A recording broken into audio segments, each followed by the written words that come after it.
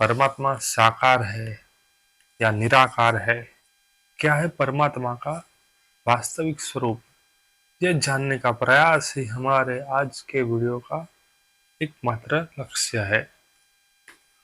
नमस्ते, आप देख रहे हैं हमारा चैनल धर्म दरबार। हम यहाँ पौराणिक कथाओं के माध्यम से आपको धर्म क्या है वह जानने में सहायता करेंगे, परंतु इसके लिए हमें आवश्यकता है आपकी सहायता की कि आप इस चैनल को सब्सक्राइब करें और वीडियो को लाइक और ज़्यादा से ज़्यादा शेयर करें। मित्रों, हमारे देश में एक ऐसा समय था कि ये बहस नहीं होती थी कि परमात्मा का स्वरूप कैसा है।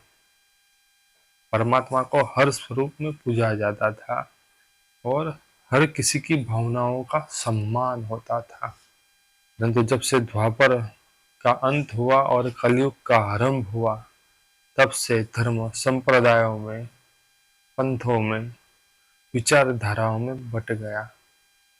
तो एक विचारधारा ये कहती है कि परमात्मा निराकार है और एक विचारधारा ये कहती है कि परमात्मा साकार है।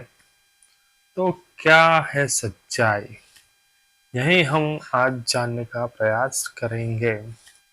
तो परमात्मा निराकार है, इस बात को सत्य साबित करने के लिए हमारे यहाँ वेदों की बात की जाती है कि वेदों में लिखा है कि ईश्वर की कोई प्रतिमा नहीं।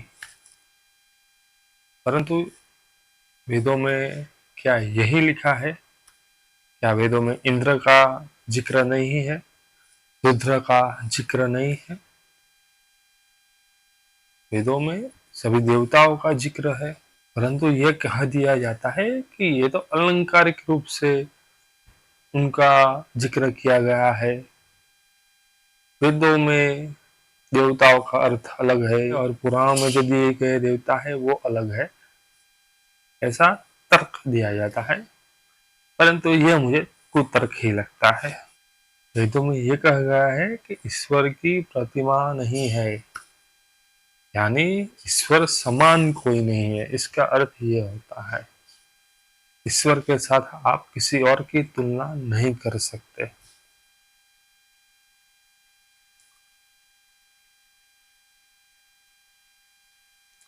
और जो लोग ईश्वर को साकार रूप में मानते हैं,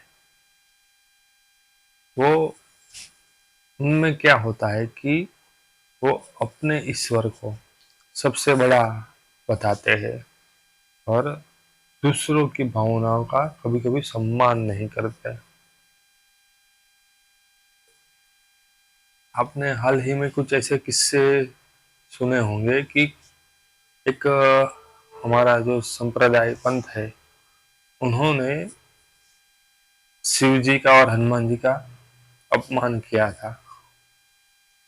अपने इष्ट को शिव जी और हनुमान जी से बहुत बड़ा बताया था और बड़ा बताने के चक्कर में उन्होंने अपमान कर दिया। मैं यहाँ किसी का नाम नहीं लूंगा, जिनको पता है वो समझ जाएंगे। तो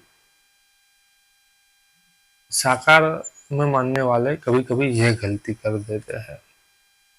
साकार में मानने वाले ये नहीं सोचते कि एक ही परमात्मा विभिन्न स्वरूपों में दृश्यमान होते हैं।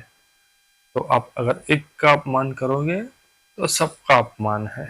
जो निराकार में ईश्वर को मानते हैं वो कहते हैं कि ईश्वर सर्वशक्तिमान है, परम ब्रह्म है, पूर्ण परमेश्वर है।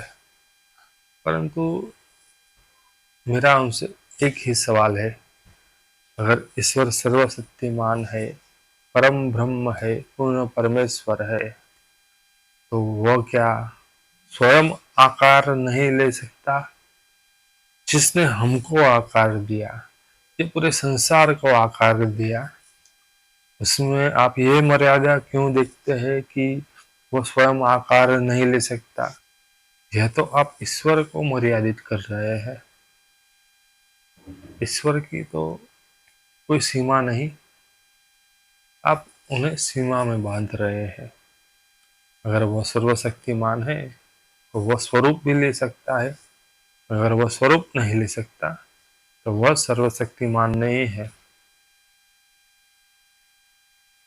हमारे यहाँ साकार और निराकार दोनों की पूजा होती है, इसीलिए शिव शक्ति की पूजा होती है। शक्ति के बिना शिव जी शव है। क्यों? कि अगर शिव जी में शक्ति नहीं है तो वह निराकार है। शिव जी साकार तभी बनेंगे जब उनमें शक्ति होगी, शक्ति जागृत होगी, तभी वह दृश्यमान होंगे और तभी सृष्टि का सृजन होगा। निराकार से सृष्टि का सृजन नहीं है, साकार से ही सृष्टि का सृजन है। निराकार तो भगवान का स्वरूप तब होता है जब प्रलय की स्थिति होती है, क्योंकि उस समय उन्हें देखने वाला भी कोई नहीं होता, तो वह किसके लिए आकार ले। और ईश्वर भाव प्रधान है, आपकी जैसी भावना है वैसे ही ईश्वर है। इसलिए अगर ईश्वर को आप किसी स्वरूप में देख रहे हैं तो आपके लिए ईश्वर उस स्वरूप में विद्यमान जरूर है। अगर आप उन्हें निराकार मानते हैं तो दिक्कत कहाँ आती है? दिक्कत यह आती है कि आप अपने मत को पकड़ कर बैठ जाते हैं। कभी कभी निराकार के प्रति आपकी जो भावना होती है उसे सत्य साबित करने के लिए आप साकार का अपमान करेंगे। यह होता है, जबकि साकार में जो मानते हैं वो निराकारवादियों का कभी अपमान नहीं करते, क्योंकि उनके लिए निराकार में भी ईश्वर है और साकार में भी ईश्वर है।